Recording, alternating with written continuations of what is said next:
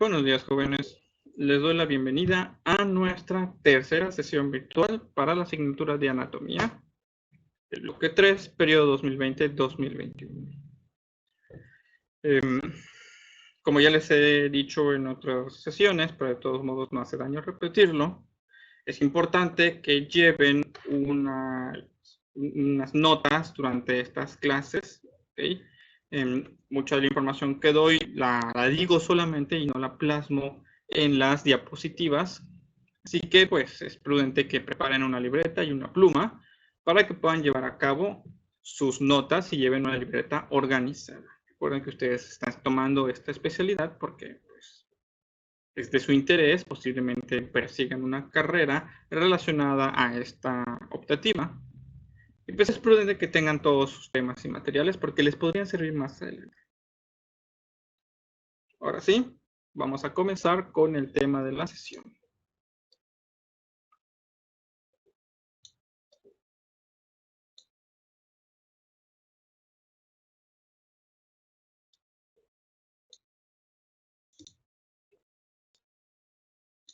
Ahí está.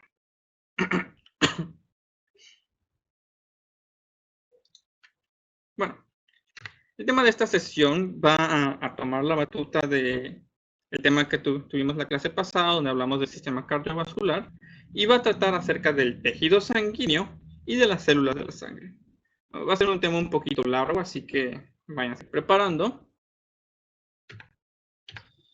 Y pues empecemos con las cosas más básicas. ¿Qué es la sangre? La sangre es un tejido cuya función es actuar como el medio de transporte para muchísimas cosas en el cuerpo. Hay sustancias, células, partículas incluso, a lo largo de todo nuestro organismo. Eso ya lo habíamos más o menos entendido cuando vimos el esquema del sistema cardiovascular, pero deben entender que del sistema cardiovascular, la sangre es el que actúa como transporte.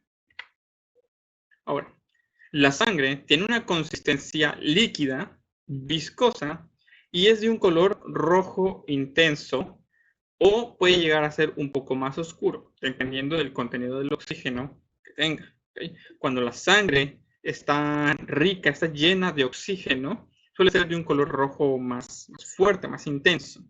Mientras que cuando la sangre ya está desoxigenada, yendo de camino hacia los pulmones para poder ser reoxigenada, suele tener un color más oscuro. ¿Okay? Generalmente la encontramos en las venas. La sangre circula a través del sistema cardiovascular. El corazón da el impulso necesario para su movimiento y son los vasos sanguíneos los que permiten el movimiento y la conducción de esta sangre. Los vasos sanguíneos son como tuberías y la sangre está dentro de las paredes de esos vasos sanguíneos. ¿Okay? Vamos a hablar un poquito de la composición de la sangre. La sangre está dividida en dos partes principales. Los componentes. Por un lado tenemos el plasma o plasma sanguíneo y por el otro tenemos las células de la sangre. El plasma a su vez está conformado por proteínas, sales minerales inorgánicas, azúcares como la glucosa y sobre todo y principalmente el agua. ¿Okay? El principal componente del plasma es el agua. Es la presencia de esta agua la que le da a la sangre su naturaleza líquida. ¿Okay? Y las proteínas, sales y azúcares lo que hacen es estar disueltas en esa agua. Cuando mezclas todo esto, obtenemos el plasma sanguíneo, que es un líquido relativamente transparente con un color amarillento. ¿Ok? Eso es el plasma. El plasma como tal ya es un mecanismo de transporte. Muchas sustancias como las propias sales, azúcares como la glucosa, ¿okay? Hormonas, anticuerpos y muchas otras cosas similares son transportadas por la sangre directamente a través del plasma. Por otro lado tenemos a las células de la sangre. Las células de la sangre se dividen en tres tipos principales. Por un lado están los eritrocitos. que comúnmente son llamados los glóbulos rojos, ¿ok? Pero el nombre apropiado es eritrocitos. También están los leucocitos, cuyo nombre común es glóbulos blancos, pero de nuevo, se les debe llamar por su nombre apropiado. Ustedes son estudiantes de anatomía y deberían acostumbrarse a utilizar los nombres correctos. Así que son leucocitos. Por último tenemos los trombocitos, los cuales tal vez alguna vez aprendieron por el nombre de plaquetas, ¿sí? Pero su nombre correcto es trombocitos. Ahora, más datos interesantes acerca de la sangre. En promedio, la sangre se compone cerca del 7% del peso total de un ser humano vivo.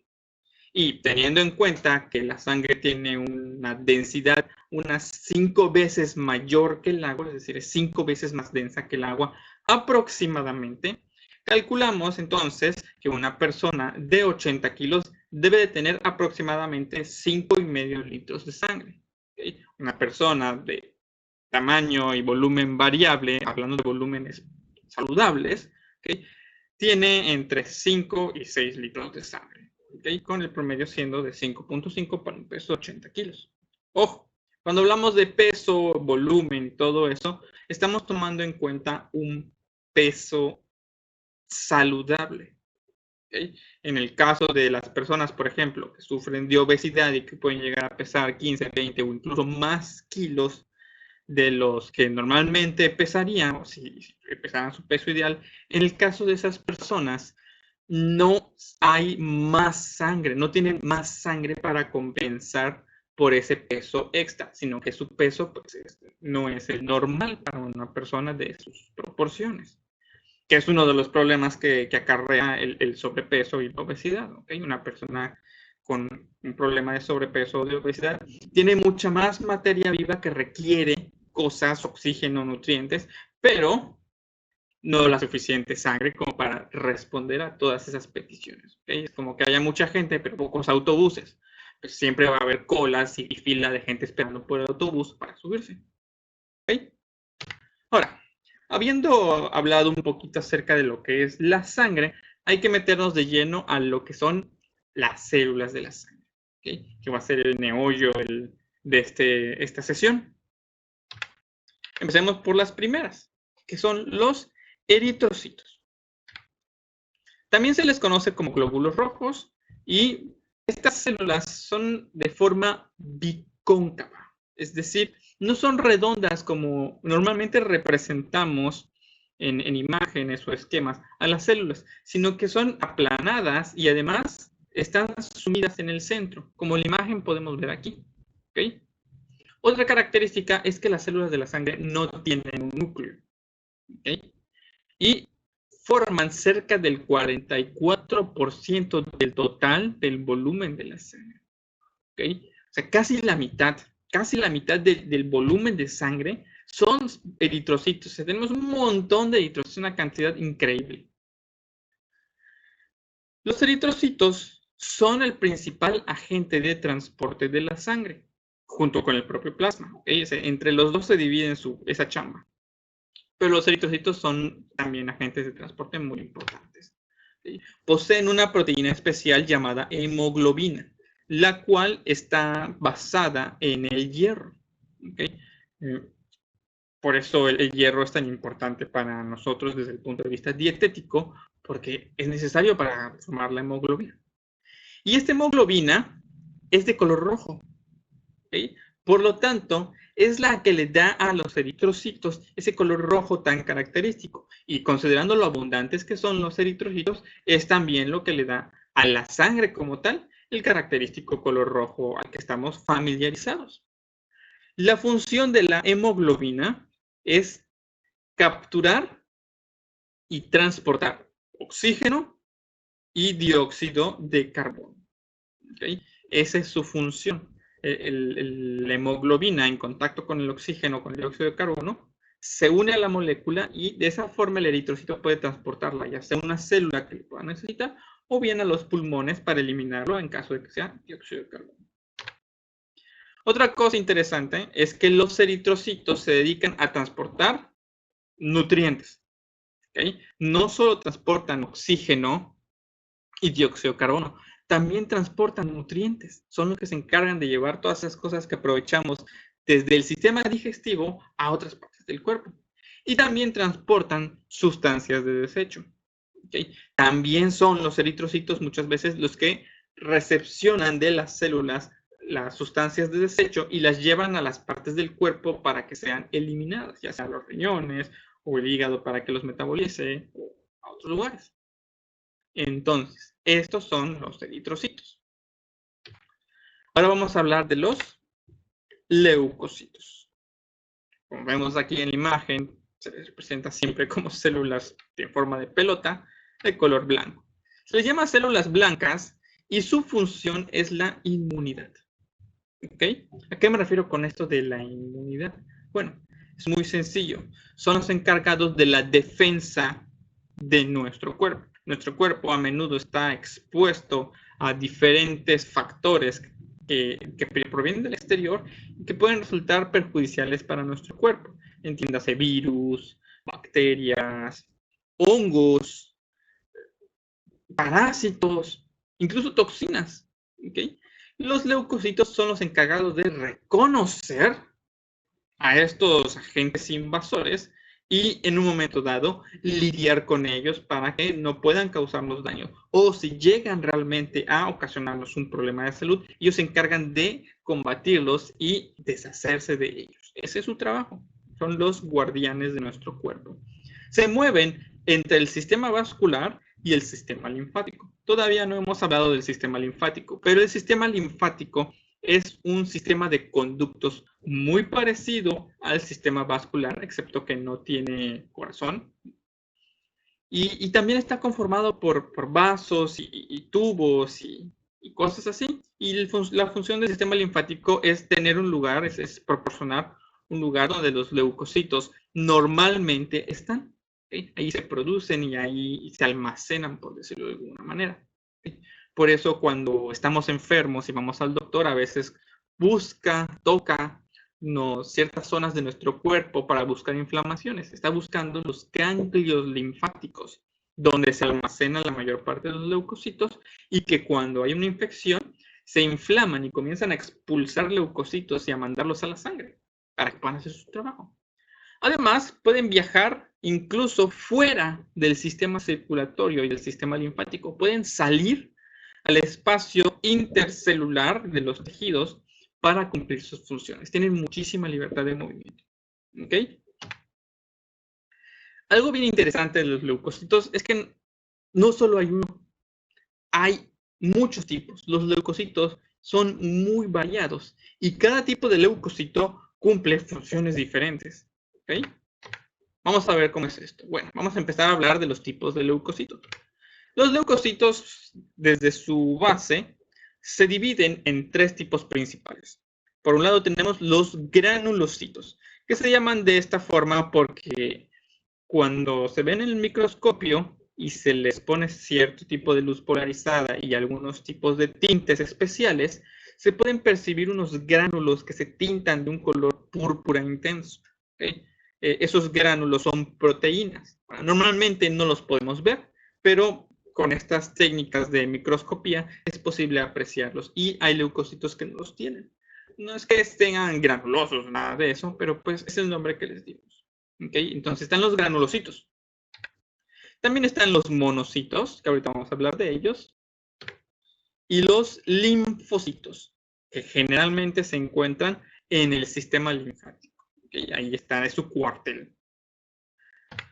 Los granulocitos también tienen tipos. ¿Okay? Por un lado están los neutrófilos. ¿Cuáles son los neutrófilos? Bueno, los neutrófilos son los leucocitos granulocitos más abundantes de nuestro sistema inmune.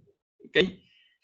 Y son una célula multifunción, o sea, hace muchas cosas. Tiene algunas características que le permiten reconocer ciertos antígenos. ¿Qué es un antígeno? Bueno, es una sustancia que puede ser reconocida como algo negativo por nuestro cuerpo. Un virus, una bacteria, una toxina, un hongo, un parásito, todos ellos son antígenos. ¿Okay? Entonces, los neutrófilos tienen cierta capacidad para reconocer invasores de nuestro cuerpo, ¿no? Microorganismos, cosas así.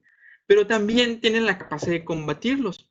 Y también tienen la capacidad de activar otros sistemas de inmunidad.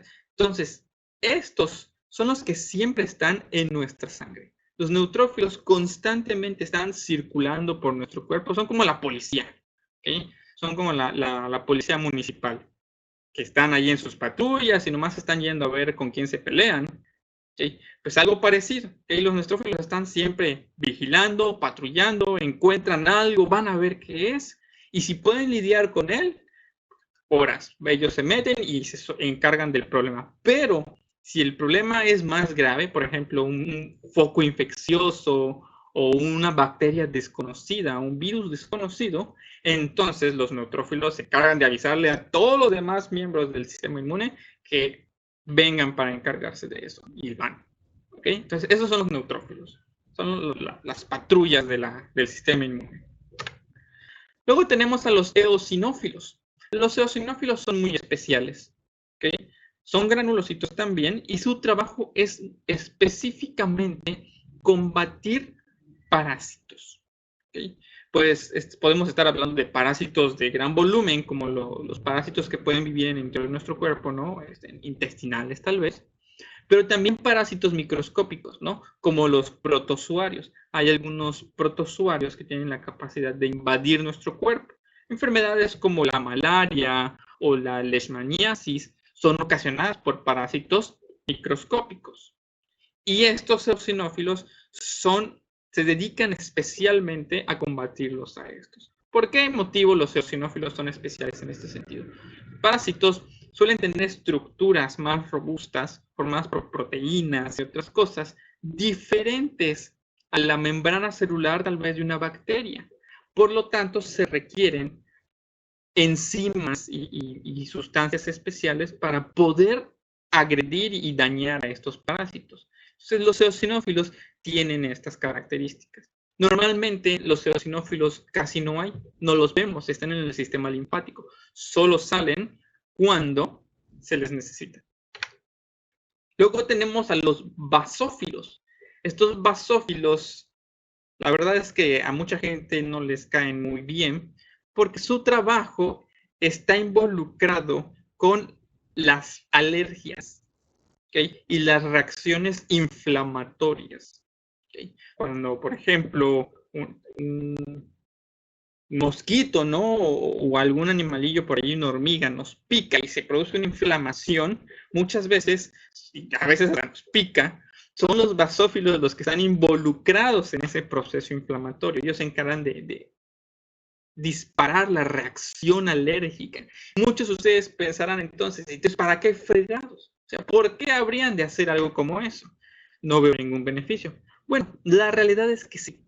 Las reacciones alérgicas son ocasionadas por una serie de sustancias que son liberadas por los basófilos y otras células de nuestro cuerpo y sí cumplen una función. Para empezar, la inflamación que percibimos funciona como un bloqueo. ¿Okay? Cuando se detecta una sustancia dañina para nuestro cuerpo o un patógeno que está localizado en un lugar, generar una inflamación alrededor de ese foco problemático bloquea su movimiento, o normalmente lo hace. ¿Okay? Evita que se extienda a todas partes del cuerpo. Es como cuando la policía bloquea las calles, ¿okay? Así como vemos a veces en las películas, todo dramático, que cierran todas las calles y queda blindada la zona y nadie entra y nadie sale. Es el trabajo de la inflamación que hacen los basófilos. ¿Okay? Le bloquean y permiten que el resto del sistema inmune pueda converger en la zona problemática y lidiar con ello sin destruir o causar problemas a otras partes del cuerpo. ¿Okay? Además, muchas de las sustancias que están involucradas en el proceso de inflamación, proteínas tales como la histamina y hay muchas otras, de hecho potencian el efecto del sistema inmune. ¿Okay? Las células del sistema inmune trabajan mejor en presencia de los basófilos. ¿Okay? Se mueven con mayor facilidad, ejercen sus funciones de manera más veloz. Entonces, los basófilos sí son importantes y esa reacción inflamatoria tiene una razón de ser, simplemente que pues, los síntomas que percibimos desde el exterior de nuestro cuerpo como organismos pluricelulares, pues a veces pueden resultar desagradables. Y pues como no somos perfectos, también hay ocasiones en las que las reacciones alérgicas suceden por tonterías o se salen completamente de contexto, ¿no? O sea, las reacciones alérgicas severas ya no son algo normal, tiene que ver más bien con defectos genéticos o problemas ocasionados en eso.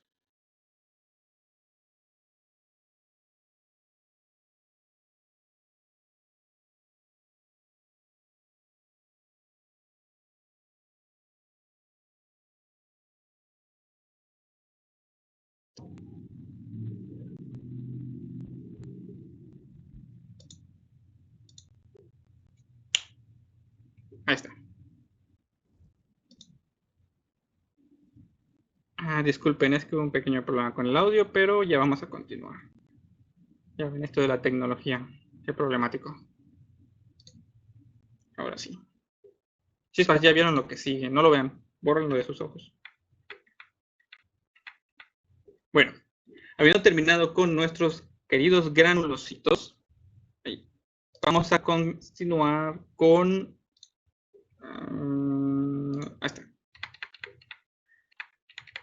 Los monocitos. Los monocitos son las fuerzas de choque del sistema inmune.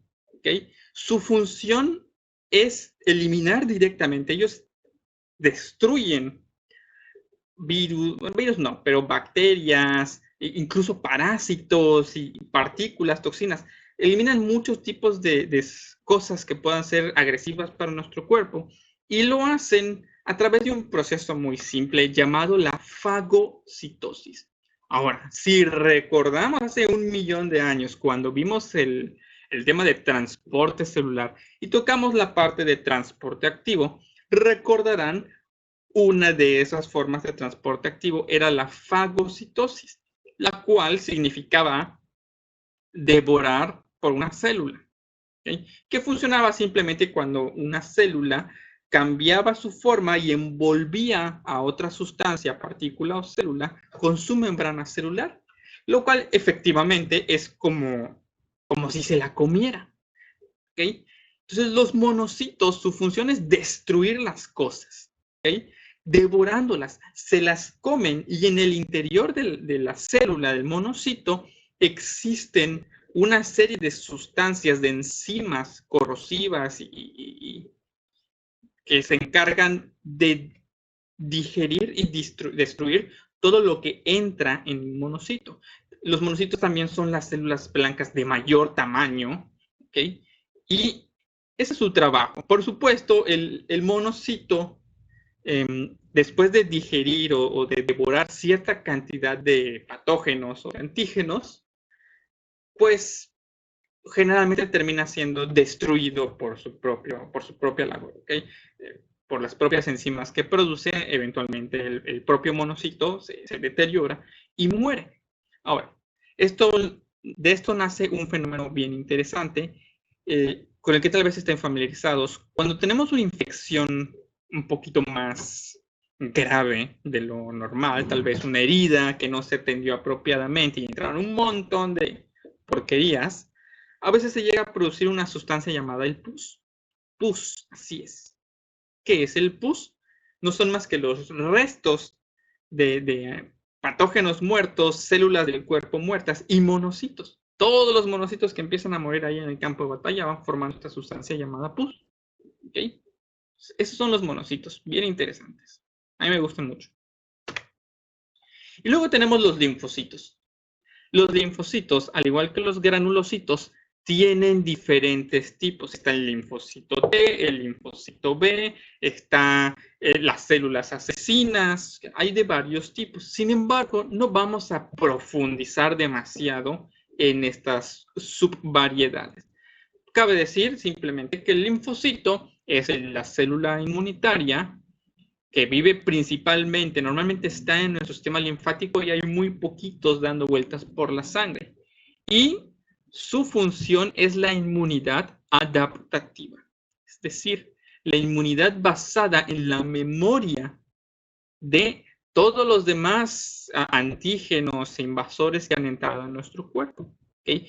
Hay linfocitos que son de memoria y se dedican a recordar todos los patógenos con los que nos hemos enfrentado. Por eso cuando tenemos una enfermedad o nos aplican una vacuna, nuestro cuerpo se prepara y cuando vuelve a entrar en contacto con ese patógeno específico, ya tiene una estrategia perfecta, completamente preparada para combatir ese patógeno. Y muchas veces esa estrategia es tan perfecta que el patógeno no tiene ni una oportunidad, ni siquiera nos enfermamos. O sea, no es que, ya nos enfermamos, pero nos recuperamos rápido. No, a veces es tan preciso que no tienen ninguna oportunidad, cero oportunidad.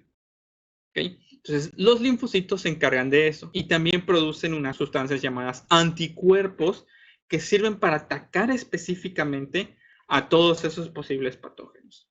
También son los linfocitos, particularmente unos que se llaman células asesinas, qué nombre tan carismático, que se encargan de eliminar células de nuestro propio cuerpo. Ojo, eso las hace muy importantes. ¿Okay? Ningún otro de los leucocitos tiene la capacidad de atacar células de nuestro propio cuerpo.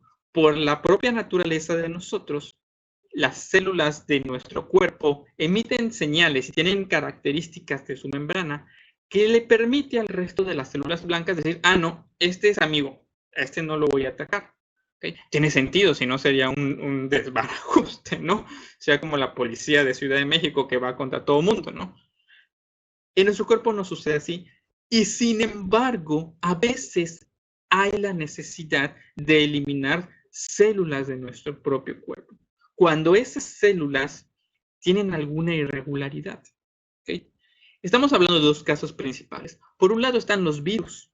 ¿Okay? Si bien no hemos hablado de ellos en detalle, los virus funcionan invadiendo las células de nuestro cuerpo. Son bien insidiosos.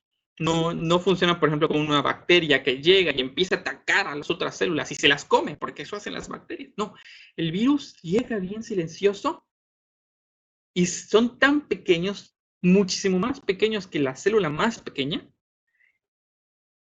que entran a la misma célula del cuerpo, la invaden y toman el control de ella, ¿okay? Como si fuera una célula zombie, ¿okay? La dominan y la empiezan a utilizar para producir nuevos virus. Así funcionan los virus, ¿okay? Y la célula del cuerpo que ha sido invadida por ese virus, obviamente, y es una célula infectada, no hay manera de salvarla. Esa célula ya estuvo, ¿ok? Se vuelve necesario tener un mecanismo que le permita a nuestro cuerpo detectar a las células invadidas por un virus. Es ahí donde entran estos linfocitos, estas células asesinas. Ellas tienen mecanismos que les permiten, no siempre funciona, pero muchas veces sí, detectar las células que han sido infectadas por un virus y destruirlas. Tienen los mecanismos para atacarlas y destruirlas. ¿Ok? Y hay otro caso en el cual estas células también son muy importantes. Otro tipo de células del cuerpo que pueden ser consideradas irregulares, que son las células con errores. ¿Okay? El proceso de mitosis, la división celular, el ciclo celular, es un proceso bastante refinado, pero no está exento de errores. Y si a eso le sumamos que nosotros estamos expuestos con frecuencia a cosas externas que pueden dañar nuestro cuerpo, a veces, no a veces, de hecho, con cierta frecuencia, empiezan a aparecer en nuestro cuerpo células que no están bien. ¿Okay? Son células que sufrieron un daño a su ADN incluso, pero que no murieron, siguen vivas, pero no están cumpliendo su trabajo, están generando problemas. Estas células deben ser eliminadas porque si no, incluso pueden llegar a reproducirse y causar más problemas. Imagínate, una cosa es una célula que tiene un daño y otra cosa es que esa célula empiece a reproducirse y como todas las células van a ser iguales que ella, todas las células serían igual de dañadas o incluso más. Obviamente eso no lo podemos tener para un cuerpo que funcione correctamente. Entonces estas células, estos linfocitos asesinos, buscan de manera cotidiana células con problemas y se encargan de eliminarlas para que no causen problemas. ¿Ok? Entonces, eso es todo lo que podemos decir, y realmente hay más, porque si yo me quisiera meter en esto así de lleno, no, hombre, sería 3 o 4 clases completas hablando de esto, pero pues tampoco se trata de eso. ¿Okay? Entonces, todo esto podemos hablar acerca de las células blancas, de estos leucocitos, son bien interesantes. ¿Okay? Y al final de la clase tengo para ustedes por ahí una nota al respecto. Ahora sí, vamos a hablar de nuestro tercer tipo de célula de la sangre, que es el trombocito. ¿Okay? Aquí vemos una imagen, obviamente no es exactamente así, pero nos da una idea de la forma que tienen y de lo que están haciendo. ¿Okay? Estos trombocitos, también llamados plaquetas, se encargan de llevar a cabo la coagulación sanguínea, es decir, evitan la pérdida de sangre cuando hay una herida. También requieren de la presencia de otros componentes y otras proteínas, factores, ¿sí? Para una coagulación efectiva. Los factores de coagulación, las fibrinas, los fibrinógenos, todo eso son proteínas que están en la sangre y que junto con los trombocitos se encargan de permitir la coagulación. ¿Okay?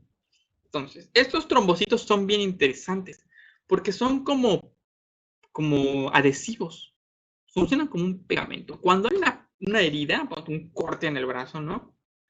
Los trombocitos, normalmente la sangre empieza a fluir por la herida y empezamos a perder sangre. Entonces, lo que hacen los trombocitos es empezar a formar montones, forman como un tapón, una masa de cualquier cosa que puedan encontrar. Atrapan otros trombocitos, atrapan células rojas de la sangre, atrapan células blancas, atrapan fibrinógenos que son especiales para eso. Empiezan a hacer un bollo y ese bollo tapona la herida en la vena o en la arteria que se dañó, de tal manera que hacen como que un arreglo, ¿no? Como que un medio arreglo, así como cuando se rompe algo y le pones un plástico para que ya no siga ahí el agujero. Bueno, pues es algo parecido, ¿no? Protegen y taponan la herida en lo que se puede llevar a cabo una reparación más completa. ¿Okay? Esos son los trombocitos y esa es su función. Ahora, este tema es muy interesante. Todo esto de células de la sangre, la verdad, a mí me fascina. Y podemos aprender más de él si realmente quisiéramos. Existe una serie de caricaturas que se llama Cells at Work, ¿okay? La cual ilustra de manera pues, bastante bien, ¿okay? La verdad yo ya la vi y sí es cierto, está bastante bien la serie. Ilustra de manera bastante completa todo el funcionamiento de las células de la sangre, desde los eritrocitos hasta las células blancas. Entonces, si ustedes desean, por un lado, distraerse y por otro lado, aprender con mayor profundidad acerca del proceso inmunitario del cuerpo, les recomiendo que vean esta serie de Cells at Work. La pueden ver en Netflix, ok, está ahí sin ningún problema. Si no se ponen en Netflix, bueno, en páginas como YouTube están disponibles estos videos, solamente los tienen que buscar. Pues ya con esto ya termino el tema de la sesión. Sin embargo, tenemos una tarea. ¿Okay? Sí, la segunda tarea de este bloque la voy a marcar hoy. Pero es muy sencilla. ¿Okay? Es parte de las tareas a las que ya estamos acostumbrados. Y su tarea va a ser que me van a elaborar un dibujo, siempre, del corazón. Sí, ya sé que no hemos visto el tema del corazón y esto es a propósito. Necesito que estén familiarizados con la estructura interna y externa del corazón. Entonces me van a hacer realmente dos dibujos. Un corazón así por afuera, ¿okay? Y un corazón como que cortado a la mitad para ver lo que hay adentro. Lo pueden poner en la misma página, no es necesario que ocupen dos páginas, aunque si lo quieren hacer sería mejor para ustedes. Entonces van a hacer estos dibujos del corazón tanto por fuera como por dentro, señalando todas las partes que están indicadas en el documento que voy a subir para la tarea. Ok, por favor, revísenlo con cuidado. Todas las partes que están en ese documento deben estar señaladas. Ok, no se vale saltarse ninguna. Y es muy importante que hagan esta tarea, porque cuando veamos más adelante el tema ya de corazón y empecemos a hablar de la circulación interna del corazón y todo eso, necesito que estén familiarizados con qué es esta válvula, qué es esta aurícula, qué es este ventrículo, qué es esta vena y esta arteria, porque si no se me van a perder terriblemente. ¿Okay? Obviamente yo lo voy a explicar durante la clase, pero no es suficiente. Necesito que ustedes ya conozcan la disposición del corazón. Entonces, por eso les marco esta tarea con un poquito de anticipación. Busquen en internet, van a encontrar montones de esquemas de corazón humano que pueden utilizar para este trabajo.